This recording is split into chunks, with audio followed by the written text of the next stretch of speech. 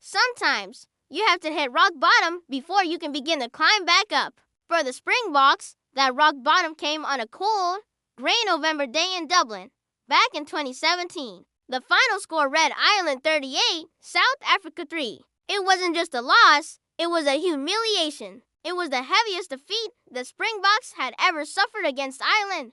And for many fans, it felt like the end of an era. The team looked lost, disorganized, and completely outclassed. Commentators called it one of the darkest days in Springbok history. It was a moment of national embarrassment. How could the once mighty Springboks, a name synonymous with power and pride, fall so far? The mood in South Africa was bleak.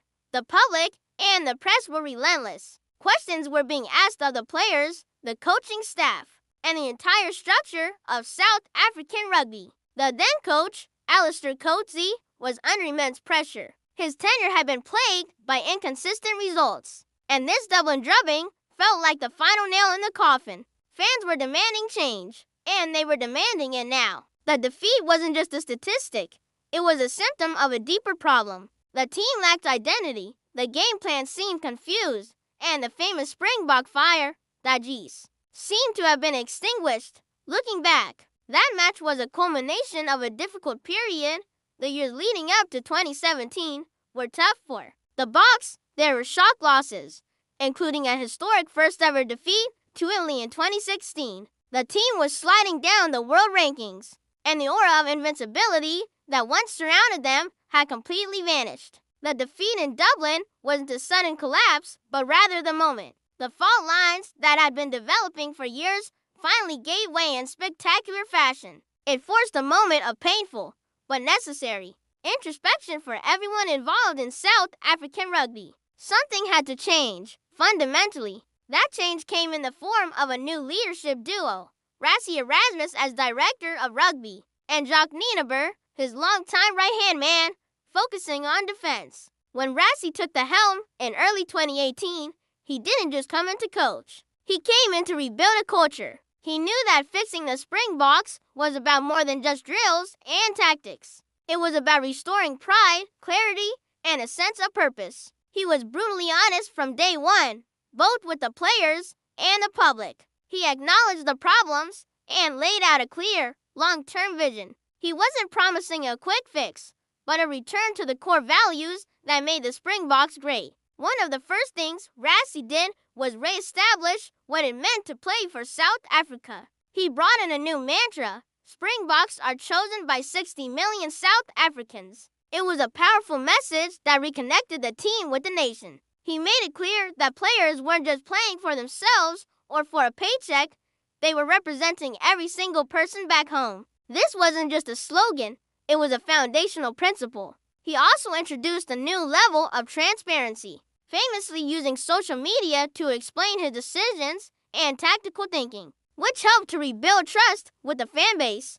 On the field, the changes were just as significant.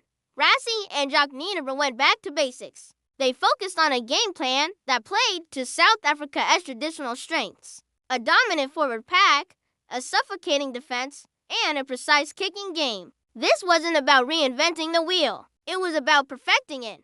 The defensive system, masterminded by Nienaber, became the cornerstone of the team. The so-called bomb squad strategy was born, emphasizing the importance of the entire 23-man squad and using powerful replacements to overwhelm opponents in the second half. The team started to look organized, disciplined, and, most importantly, incredibly difficult to beat. The appointment of Siya Kolisi as the first black test captain of the Springboks was another masterstroke.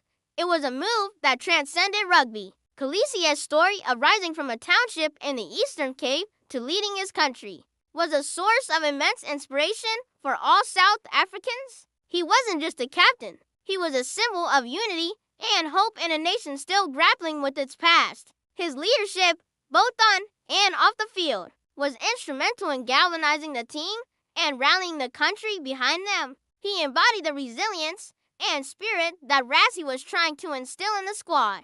The results started to come, slowly at first, but the progress was undeniable. In 2018, they secured a thrilling home series win against England and a famous against all odds victory over the All Blacks in Wellington.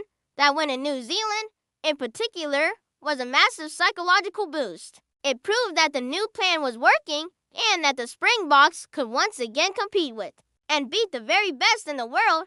The belief was back, the fear factor was returning. Opposing teams were once again wary of facing the green and gold.